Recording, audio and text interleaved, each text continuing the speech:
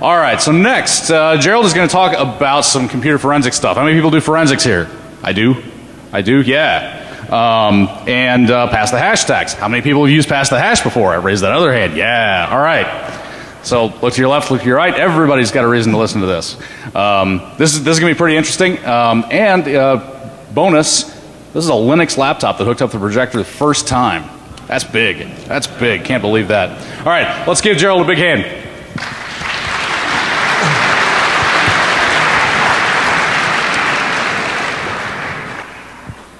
Okay, hi, my name is Gerard Laygui. I'm here to talk about forensic artifacts from a pass-to-hash attack. Before I start, I'd like to thank the organizer of DEF CON for allowing me to present this topic at DEF CON 23. Standard disclaimer. The views and opinions expressed in this presentation are those of the authors and does not necessarily represent the official policy or position of the company that the author works for. So I have to read this in order to present. Okay, so what's a hash? Basically, the hash function is any function that can be used to map digital data of arbitrary size to digital data of fixed size. In the case of Windows, the password is stored in either a landman hash or an NTLM hash format. Okay, so basically, you type in your password. The password is not stored on the system in plain text. What happens is it's converted to a hash function. A hash function goes through it, and that's what's saved in your system. So basically, hash equals password. Where are the hashes stored? There are a bunch of places where they're stored, and here they are. Yeah, I don't have to read it for you guys. Okay, so here's some of the examples. So the best example that I've ever heard of, hashes. And what they, what they look like in the real world would be like the coffee cup. When I was doing my CISSP, Sean Harris talked about this, where you get a coffee cup, that's your plain text password. When you drop it, that's the mathematical function that it's going through. When it hits the ground, that's your hash. So when you log into a Windows system, it's not comparing your coffee cups, it's comparing those splats on the ground. If the splats on the ground match, you're in. Okay, so pass the hash. So this pass-to-hash is a hacking technique that allows an attacker to authenticate to a remote server service by using the underlying NTLM or landman hash of a user's password instead of requiring the associated plain text password. Like I said before, in this case, hash is equals to password. If you can get your hands on that hash, you really don't need that person's password.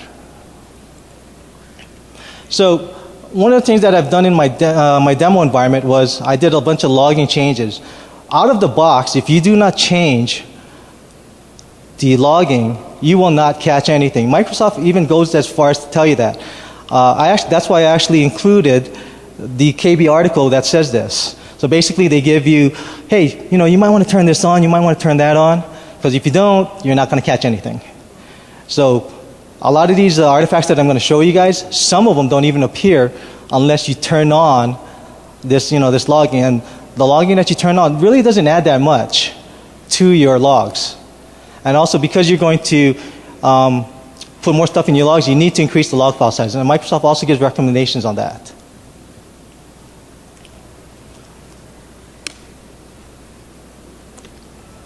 Okay, so in my demo domain, I was going to do a live demo, but the problem is the screen size is not going to work. But then, so the demo that I have though, I will show a video.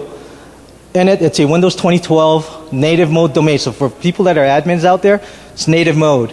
That means the LM hash, don't even use that. That hash is weak. So this is NTLM. The domain name is ownose.internal. So for this one over here, you're going to see the boxes that I'm going to be playing with are the Windows 7 client, the member server, Win2K8 R2, and Win2K12 domain controller. There's going to be a user called I'm a user. He basically has access to the client box, and he's the admin on the client box, and he's also an admin for an application on the member server. This is like a lot of people out there. A lot of corporations, a lot of businesses have users that have to administer applications on servers. So this is what's out there. the IMO domain admin, even though he has access to all the stuff in the domain, usually you'll see him on the Win2K domain, you'll see him on the domain controllers, and every now and then you'll see him on the domain servers, on the member servers rather. That might look cool because you're saving, you don't have to make a separate account, but for this attack, this is what's going to catch you is your domain admin doing work on a member server. It's that intersection that you get caught. Also, for people that have in small, medium, or even large corporations, what happens is that they have what they call a golden image. On this golden image, what they do is they have the same local admin password. So for all these clients out there, hey, they have the same, we call it the SID 500. That's the, if you look in Microsoft stuff for well-known SIDs, anything that has the 500 at the end of it, that's the administrator account. So what you could probably do is that, I'm going to show it to you later on when I dump the hashes. You're going to see an account that says administrator, but he doesn't have 500 on it. And there's going to be another account with my name on it that has 500 on it. So the one that has my name on it, that's the real local administrator account that's just been renamed. Same thing goes for the servers also. People do golden images. And the reason why I mention this is because when you pass the hash, Microsoft actually fixed this last year, so you can't pass the hash using local accounts except for the 500 account. That's the reason why you need to know the 500 account. So when we talk about pass the hash sequence, what happens is usually there's a compromise that that hits one of your clients. I use the social engineering toolkit, so I owe Dave a hug and a beer in a bar, just so you guys know. Basically, if you use, so what happens is after you do a compromise, they're going to elevate privileges, right? They're going to go from the user, because usually when you do a compromise, the compromise usually takes place in the security context of the user. The attacker is then going to elevate privileges, scrape hashes, and do recon at that time too, okay? Once he's done the recon, so on the recon, he's going to try to either enumerate the domain or find out places where he wants to, pass the hash to. Once you pass the hash to the next box you do, what you're going to do next is, you're going to do the same thing that you usually do, which is elevate privilege, scrape hashes, and recon. On all these boxes that you pass through, here are some optional stuff. Leave back, you can leave back doors just in case you want to visit that box again. And you can crack hashes. Cracking hashes, yeah, they're kind of cool, cracking hashes. Once you've done all of these events, what you're prepping for is the final assault. The final thing you want to do is you want to get a domain admin hash. You want to pass that hash to the domain controller. Once you're on the domain controller, what you're going to do is you're going to extract the Active Directory. Once you've extracted the Active Directory, you can do some really cool attacks, such as golden tickets and skeleton key attacks. And those are like what I think of them as ultimate persistent attacks. Okay, so what I'm going to do is I'm going to try to pull out my video here, and I'm hoping that it's going to show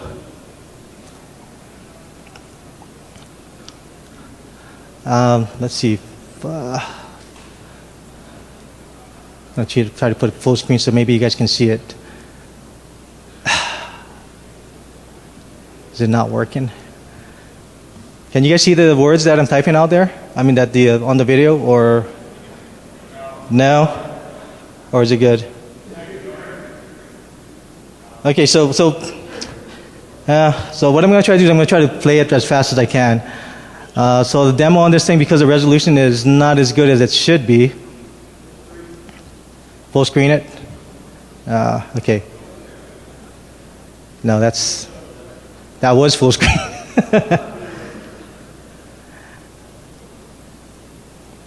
Okay, that's about as full as it's going to get for me. Sorry, guys.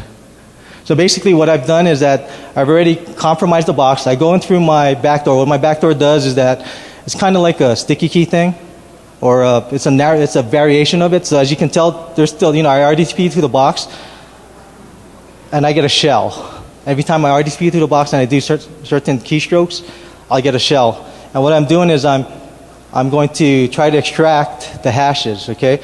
So when I try to extract the hashes, I have a script on the box that I pre-put on there, that I put on the boxes. I have these videos, by the way, so you guys can see it. It's posted to my friend's website at the end of this, so you guys can actually see it. And I do narrate on it what I'm doing. Yeah, sorry about that. But so what I do is I run my script. It dumps the hashes. I'm going to notice that, hey, I don't have the domain admin hash. Okay? So what I do is I say, okay, let's put the domain admin hash on that box, and I log in as the domain admin on one of these boxes.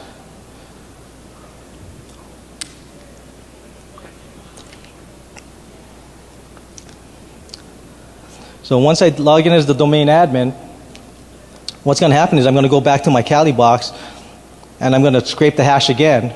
And once I scrape the hash, it's going to show that it's there. What you should have been seeing is that 500 thing. Unfortunately, I can't show it to you. So basically, when I run the hash scraper again, this time it's going to show up, and I'm going to grab that hash.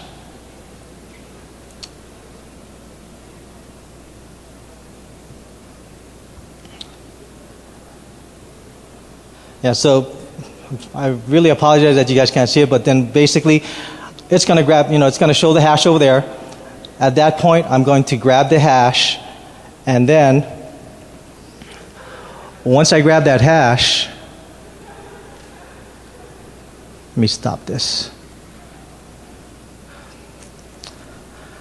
There's this script from Core Impact, these Python scripts that you can use. And what I do is I got the hashes. Hopefully you guys can see these hashes a little bit clearer. So what I'm going to do is I'm going to run a tool from Core Impact, and then what it's going to do is that it's going to pass that hash of the I'm a domain admin account to the domain controller. Once it does that, what's going to happen is that I'll be able to extract the Active Directory information database. The way that this particular script does it is that it goes through the volume shadow copy, and once again, we can't see nothing. I'm so sorry. One of the things that I was going to talk about, if you listen to the video, I'm going to talk about something called the KRB TGT account. What this account does is that it creates, the hash of it creates all the Kerberos tickets. So once somebody gets on top of your domain controller, they can actually, once they have this hash, they can make golden tickets where they can impersonate any user in your network, and you will never know anything about it. So basically, once the attacker gets to your domain controller, it's over. It's pretty much over. Your domain's unreliable. Microsoft won't come out and say it, but you can reset, you can do some things, but then there's other things, there's other attacks you can do so that you can maintain persistence in the domain once you get to the domain controller. I'm just going to skip these videos already because I can't see nothing.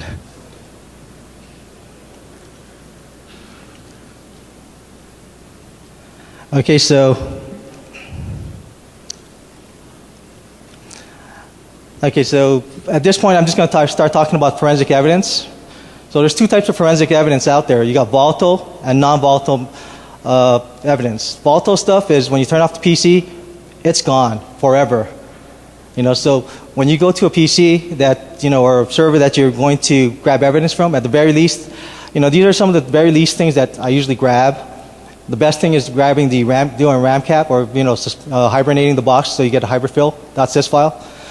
If it's a VMware image, you could actually suspend the VM and use the vmem file for it. For non-volatile stuff, at the very least, event logs, registry, system info. Best, get a disk image. That's one of the best things to grab for non-volatile stuff. For VMware, just grab the VMDK.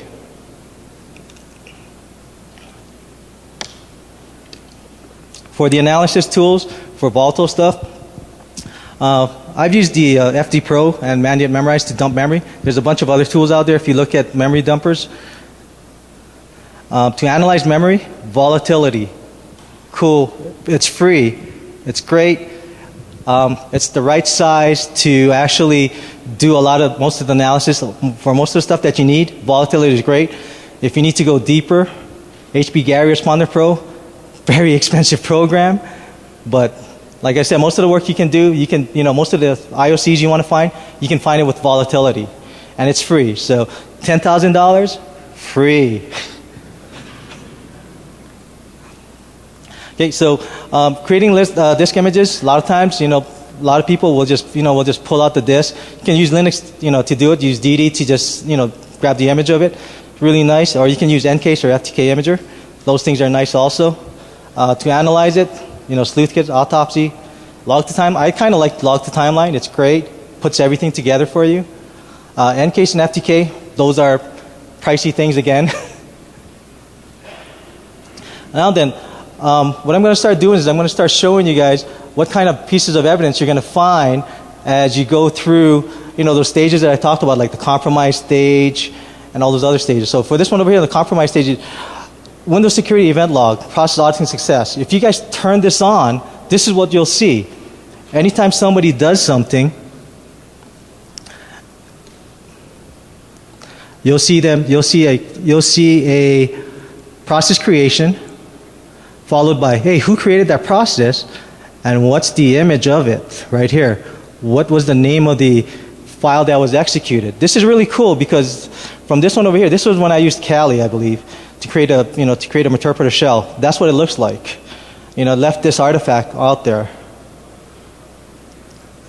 For the compromise part too, what you can do is you can look at the disk for something called a prefetch. Every time a computer program runs, a disk artifact is created in the prefetch for client systems. For server systems, they don't use prefetch. If you got an SSD on a client system, there will be no prefetch. I mean, there'll be the prefetch directory, but there will be no artifacts. Okay? For this one over here, for this example, this is what it looks like in Ncase for me when I look at it. You can here's the mace entries over there for the timestamps, and if you look on the left side, you'll see that, hey, ping was run along with PowerShell. That might be normal for some systems, but if you're talking about your admin assistant running these programs, that's bad. Another thing that you can talk about, so like if you don't have the prefetch, how can you prove that something ran on your system? Shim cache. It's actually called the application compatibility cache, but they nickname it the shim cache. The reason why it's nicknamed the shim cache is because of what it does. When a program executes, when you want to execute a program, the operating system takes a look at it and tries to shim it to work with the current operating system. Now this shimming process is saved in memory. Okay? It's usually saved in memory. Once the system powers down gracefully, notice the word gracefully, that part of memory is purged to disk, to the registry. Okay? So what you can do is you can parse it using volatility if it's still in memory, and if the system's been shut down already, you can use something like called RegRipper. RegRipper is it's a bunch of Perl scripts out there. It's free. Free is good. And this is what it looks like in RegRipper over here. It's pretty cool because, so this one over here, it was from, what was this one from? I think this was also from when I used Metasploit. On this one over here, you can see that the program, it tells you that this executable with this right here, with this time, was executed on the system. So that's one of those things that gives you proof that, hey, this actually ran on your system. So another thing that you can use with is volatility is this thing called the malfind command. It's a pretty cool program. Pretty cool part. The volatility is that it goes through walking the bad tree looking for executables. Okay, so an MZ header, for people that don't know, MZ means that it's an executable. It's executable. So what we have here is a program with something injected into it.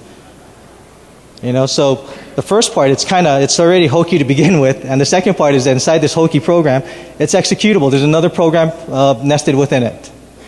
Okay, so these things are pretty cool because a lot of times if you use certain programs, you'll find it like in DL host or SVC host. You'll see if somebody process hollowed and they put a program in there, you'll see that MZ header. Okay, backdoors. A lot of times what I've seen is that for backdoors, some people, what they do is they just they don't want to do anything special, don't want to put any malware in the system. So what do? Make a user on the system. It's kind of cool, but one of these things is that you can make a user and just say, get into the system later, I'll make a local user. A lot of people, making a domain user is hard, making a local user, easy, because you've already compromised the system.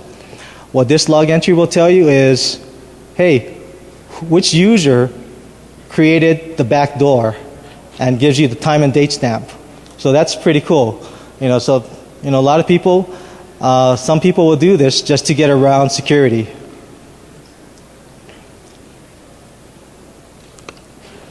Another thing that a lot of malware tends to do is they tend to put run keys out there. What the run keys will do is that when the system starts up, it'll execute their malware to do whatever it needs to do, like call home or open another port or something. Another thing that happens also is that a lot of people like to install services on the system, so that when the services are on the system, what we can do is we can use RegRipper to find out, hey, when's the last time these services were created? And in this way, we can find any of the back doors that get left behind as the attacker is passing their hash through. A lot of times, you just can't pass the hash in one day. That's why they're called APTs. They take several months to just keep on winding and winding through your network. Okay, so when I talk about privilege escalation, we're talking about going all the way to the local system account. So usually when you pop a box using a Java exploit, or if a user clicks on, hey, your UPS bill has arrived.exe, usually they're users, right?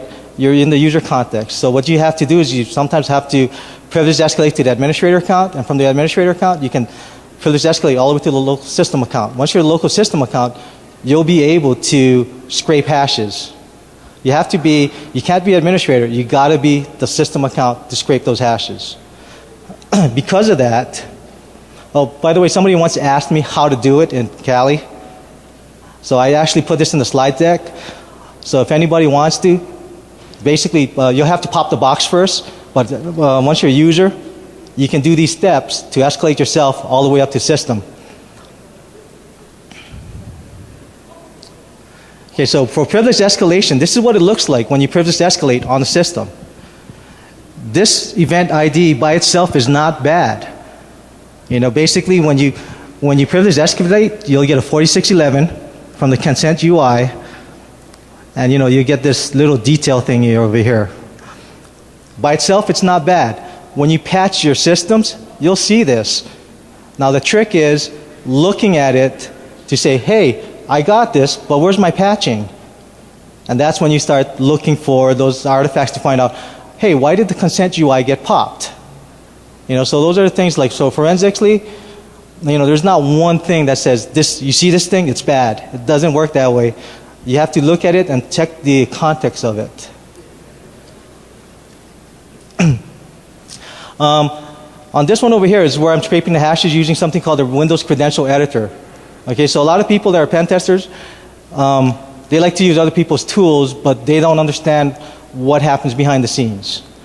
So if you have advanced logging, what happens is that certain artifacts get left in the event log. On this one over here, whenever you run the Windows Credential Editor, something gets left in the system event log, an event ID 70045.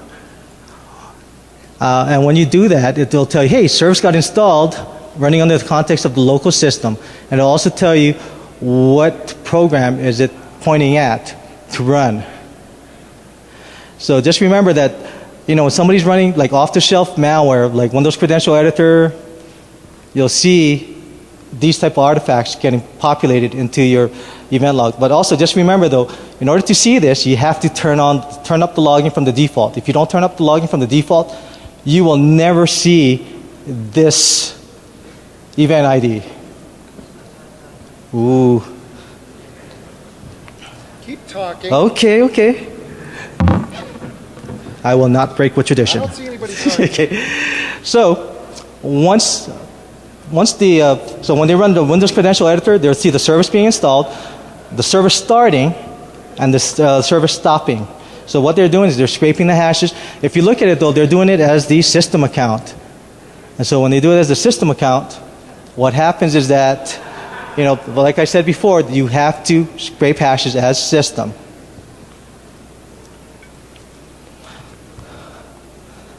Holy shit. Yes, Mimikatz, one of my favorite tools. And I'm supposed to be a white hat. But Mimikatz is a really cool tool. Okay, if anybody has ever used Mimikatz, you know you can scrape hashes with it, right? Like over here, when I used Mimikatz, I got the I'm a user, Onos, and his hash, right? His NTLM hash. Now it's time to stop talking. Okay. Here we go. Give me that. All right, who knows what's going on here?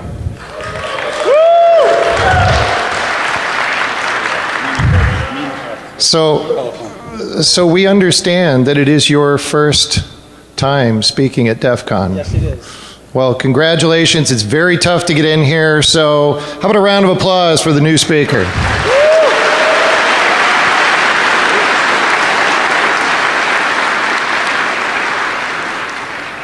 Now, oh, I'm sorry. Really? Wow. Nope, not getting it. Okay, go ahead. Okay. So with Mimikatz, it's a pretty cool tool. When you use volatility, one of the cool things you can do, there's this command called the consoles command. It's just like you're sitting right behind the person and watching everything they're typing. Okay? He just went on like nothing happened. That's just amazing. He'll be coming back, I'm pretty sure.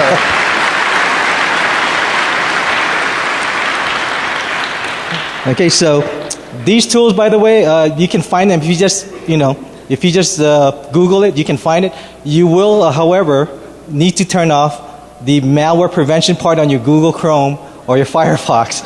They will not let you download this thing for some odd reason. One of the cool things about this is, like I said, though, is that it'll go through memory, it'll scrape stuff for you. One of the additional things that I've seen Mimikatz do that is really awesome is that it'll scrape a process called the W digest process.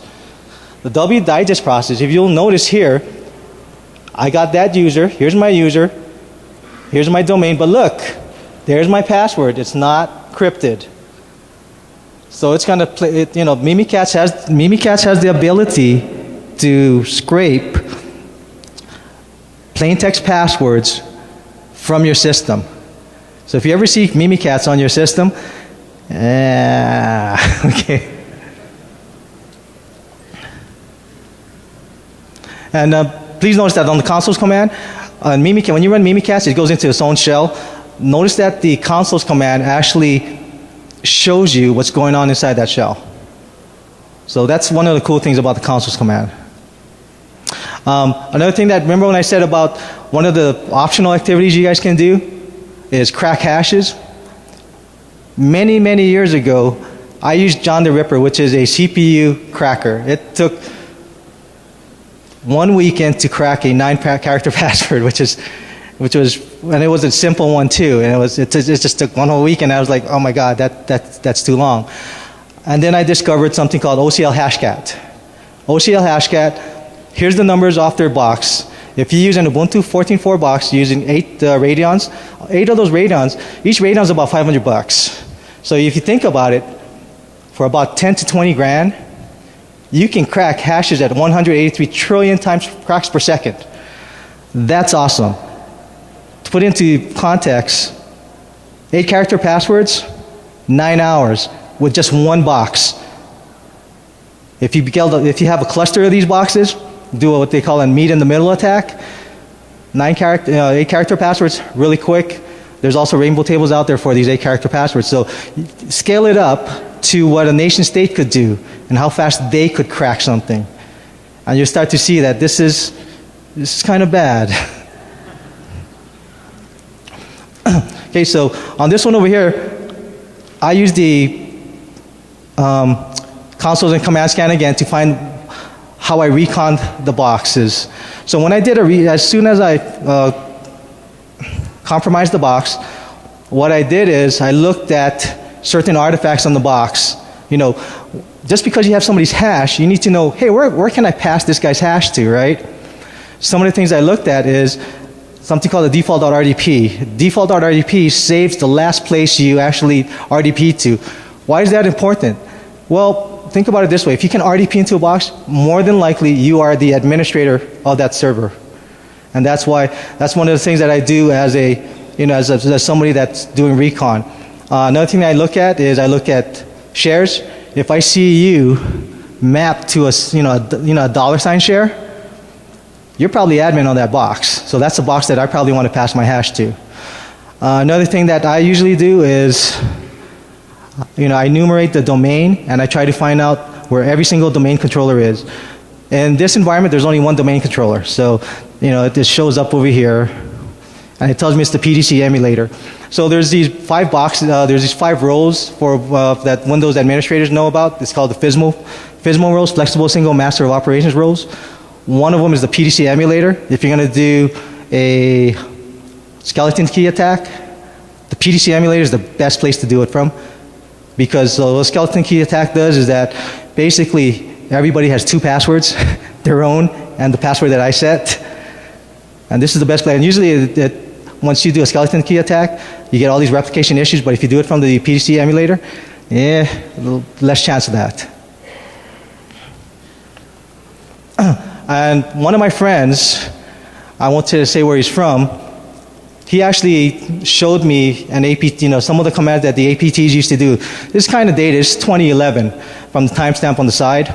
But if you look at the commands that they're doing, what the APT is doing is that they are looking at the domain, they're enumerating the domain, they're finding out who the domain admins are. You want to find those out. You want to find out where every controller is. You want to find out every computer out there and every user out there. Because if you can find all the users and all that, you can find which people, which commands are admins and stuff like that. So this is some of the things that people do for recon. All these commands, by the way, do not work on a Windows 7 box anymore. But you can still PowerShell and get the same things you can still PowerShell on a Windows 7 box and get all this information here that this thing was doing. Okay? Lateral movement. So some of the things that we do once somebody has compromised the box and passes hashes, they look like any other user. So that's the bad thing. Once they grab your hash, they look like you. They are you for all intents and purposes. So you could get, who knows, you could get busted for doing something you never did. Somebody can impersonate you. Once they have your hash, they can do whatever you can do. They can read your email for all I care. If you look at this one over here, the event ID 4624 logon, when you log into a system, you get these logon types. Type 2 is interactive, 3 network logins. So here's one of the things that a lot of people don't know, is that on the domain controllers, it makes it really hard because every time you log into the domain controller, what happens is that you have to get into the scripts directory to run the login scripts. That results in a type 3 login on the domain controller. So it makes it really hard if you're trying to trace if it's the person logging in or if it's a real attacker doing stuff on your domain controller. Also, another thing too is that if you RDP into the box, it's a type 10. So a lot of people like to do RDP pivots. Once you crack hashes, RDP pivoting is the way to go because if you think about it, your IDS is not going to catch RDP. That's normal. That's normal background stuff. So a lot of times, a lot of people, a lot of attackers, what I've seen them do is, if they can if they can crack your credentials and pass, they don't need to pass hash. They can just pivot using RDP. One of the things that I'm going to talk about is on this one over here. It'll tell you which workstation you came in from. So and what IP. So that's how you can track. You can backtrack their lateral movement. Okay, there's these other logs in Microsoft land. Usually people think of logs as security, application, and system logs. Microsoft introduced a bunch more logs. And some of these logs, I have it listed over here, but what they list is when you RDP into a box, they'll tell you who the user is. And here's the important part right here. They'll tell you what IP address they came from. So that's another way you can trace when somebody's pivoting in your network. Another thing too is that with the RDP pivots, they tend to leave artifacts behind. So if you got a person that's never ever used RDP before, when they use RDP, a default.rdp file gets created, and in there it lists down the last IP that they RDP to. So in that case, you know, you can find out where they've been to. You can also look at something called shell bags, which is, I won't get into it. What the shell bags can do is that they'll tell you, you ever notice that when you RDP to another, you know, you keep on RDPing, all these shortcuts get created? Well, same thing happens to an attacker that's using your box. All these shell bags get created so you can find out where they've been. And lastly, the last thing I'm going to talk about is something called the BMC cache. A lot of people don't know about this one, but when you RDP to a box, one of the things that it does is that it stores these bitmap images so that it doesn't have to send it all over again. What we can do is we can actually parse that file and take a look at that picture of what the attacker was looking at. So I actually grabbed one of these pictures over here from, you know, from something that I've seen before. And you can tell over here, this is prime for an attacker, right? Remember the thing I said about the $sign shares and the $sign shares? The next thing, if I saw this picture on a box that was compromised, I'm going to look at those boxes because they're most likely been compromised also. The attacker, you know, we got pictures here that shows that the attacker might have been there. Another thing too is that you see the C users user directory over there? Hey, if they switched user context, we could catch them. And if you look at the bottom, that's somebody's inbox in Microsoft Outlook. So that means that the attacker was reading that guy's email. So, in closing, these are some of the artifacts you can find when you pass the hash. You know, hopefully, if there's one thing that you want to take away from this is turn up logging. If you leave it at the default, you'll never see if somebody's going through your network. How much time do I have left? 7 minutes? Okay, any questions?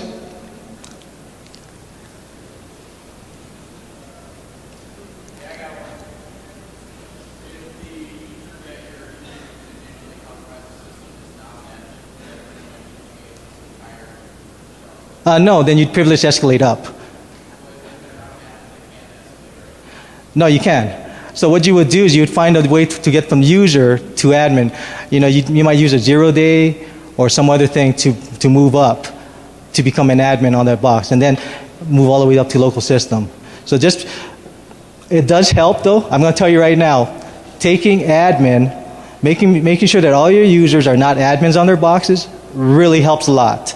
Most malware over there, they're scripted so that they take advantage of the fact that most people are lazy and are admins on their boxes. So if you take, like for all my kids in their network, in my network at home, none of them have admin. I don't have admin. And so, you know, I don't have admin, I don't have Flash, I don't have Java on mine. Everything I do, everything I do is in a VM. Everything I do is in a VM. When I'm done looking at the stuff I need to look at, I roll it back. Now, as far as the privilege escalation goes, yeah, it really helps, but to a determined attacker, it will not stop them. But it really helps against things like, you know, if you're going against, you know, people that use, you know, automated malware, like, you know, like Zeus and stuff like that, you know, banking malware, they usually don't go that extra step to make sure that they can, you know, compromise you beyond user. So, which is good. Yes, over here. Is what? Laps? Oh, I've never used that. I've used Emmet.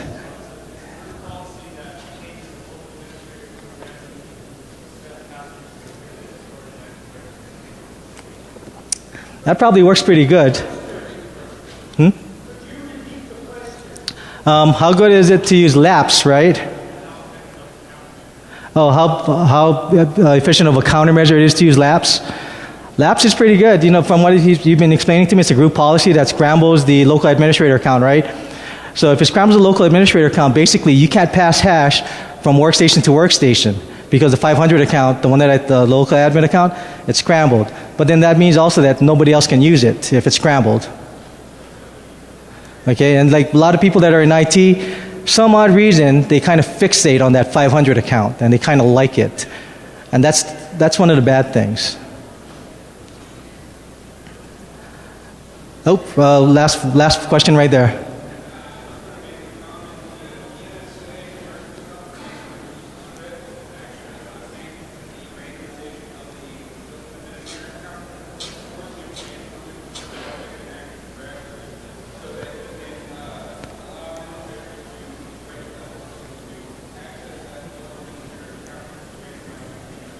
Oh, okay. I didn't know that. I haven't been an admin for a while, so. Okay, and that concludes my thing. I think I'm out of time. Thank you for coming to listen to me.